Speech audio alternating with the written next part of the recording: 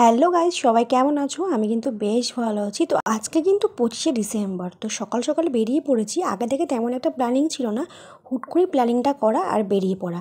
মানে আগে প্ল্যানিং ছিল অন্য জায়গায় যাবো, বাট সেটা ক্যান্সেল হয়ে গিয়ে সকালবেলা আচমকাই প্ল্যানিং করলাম যে এখানে আর কি আসবো।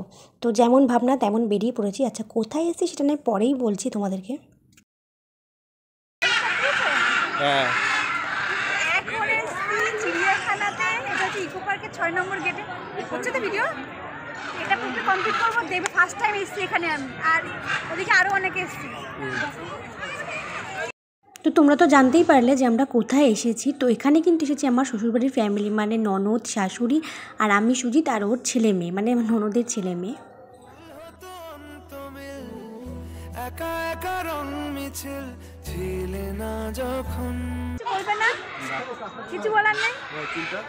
চুলটা কেটেছে তো নিউ স্টাইল।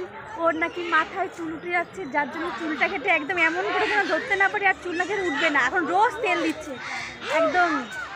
যাক, এখন তো দুদিন ধরে দেখছি বলে অভ্যাস হয়ে গেছে। প্রথম দিন দেখে তো আমি অবাকই হয়ে গেছি, এটা কী কেটে এসছে। চিড়িয়াখানাটা খুব একটা বড় ছিল না, বাট সুন্দরই ছিল। তো এখানে এসে সেলফি না তুললে কী করে হবে? যেখানে যাবো ফটো তো তুলতেই হবে। তো আমার ক্যামেরা তো মোটামুটি অবস্থা খারাপ, তো যার ক্যামেরা ভালো তার ফোনটাকে নিয়ে টানাটানি চলছে। আর এটা বলো তো কী দেখতে পাচ্ছি?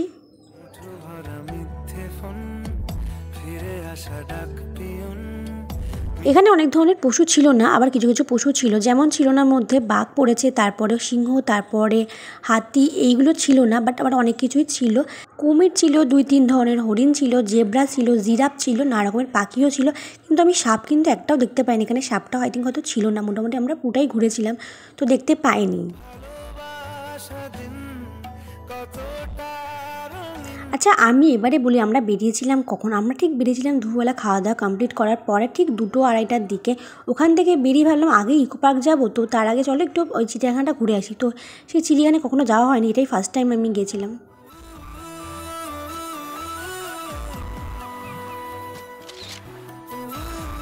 আমরা এখানে কেন বসে আছি? কেন বসে আছি বলো? তোমাকে এটা কে বলে দিয়েছে? ভাগ্নি। এ বুঝছো আমরা কেন বসে আছি রে? কেন বসে আছি বল? আমরা এখন বসে আছি ঝর্ণা দেখতে এখানে আর কি। ইকো পার্কে এসছি। এখন 4:30 পৌনে 5টা মতন বাজে। কখন হবে তারপর সারাদিন ঠিকানাহীন ঘুরে ফিরি কে বেদুইন লুকিয়ে ডানার ক্ষত। তুমি নেই তা ভাবলে ব্যথায় এসে দাঁড়াবে। ওখানে বেশ আমরা ঘন্টাখানেক টাইম কাটানোর পরে চলে এসেছিলাম ইকো পার্কে। তো ইকো পার্কে এসে মোটামুটি ভালোই ভিড় ছিল, যেহেতু ছিল 25শে ডিসেম্বর। মানে বাট যেহেতু যতই ভিড় হোক না কেন, তো ইকো পার্ক এমন একটা জায়গা, আমার মনে হয় কলকাতার সমস্ত মানুষ ওখানে জড়ো হলেও হয়তো সেরকম ভিড়টা দেখা যাবে না। অনেকটাই বড় এরিয়া, তার জন্যই হবে হয়তো। এটা আমার আইডিয়া, তোমাদের কার কী আইডিয়া সেটাও বলো। আর কারা কারা গেছো, কতবার গেছো সেটাও একটু পারলে বলো। আমি কিন্তু বেশ কয়েকবারই গেছি ইকো পার্কে।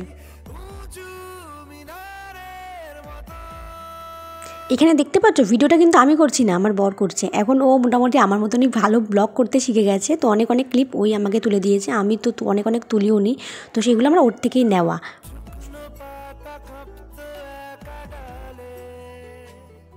মোটামুটি হালকা হালকা সন্ধ্যা সন্ধ্যা হয়ে এসেছে, আর সমস্ত লাইটগুলোকে দিয়ে দিয়েছে। দেখতে কিন্তু আরও বেশি ভালো লাগছে দিনের তুলনায়। তো আমরা মোটামুটি অনেকটাই ঘুরিয়েছি, আবার কিছু কিছু ঘুরিও নি, কারণ যেহেতু এতবার এসেছি না আর ভালো লাগছে না। যেহেতু আমার শাশুড়ি গেছিলো, উনি হয়তো যায়নি, তার জন্য ওনার জন্য মেনলি করে ঘোরা। উনি যেহেতু গেছে একবারই, আর কবে যাবে না যাবে তার ঠিক নেই, ওই জন্যই আর কি নিয়ে যাওয়া। তারপরে তো পেয়ে গেছে আমাদের প্রত্যেকের ভীষণভাবে খিদে। তারপরে যেহেতু ওই দিনকে নিরামিষ ছিল, আমার শাশুড়ির একাদশীর আগের দিনকে ছিল, আর ননদও যেহেতু একাদশী করে, ওরা দুজনে খাবে না, তো আমরা সবাই মিলে খাওয়া দাওয়া করেছিলাম। এখন এসছি আমরা হচ্ছে মধ্যমগ্রামে, প্রায় বাড়ির কাছে চলে এসেছি। সেই খাওয়া করে খিদে পেয়েছে। নন্দ বললো আর কি বিরিয়ানি খাবে, তাই জন্য আমরা এখন 4 জন মিলিয়ে বিরিয়ানি খেতে এসেছি। আর ওদিকে মা আর দিদি হচ্ছে নিরামিষ, তো ওরা অন্য কিছু খাবে।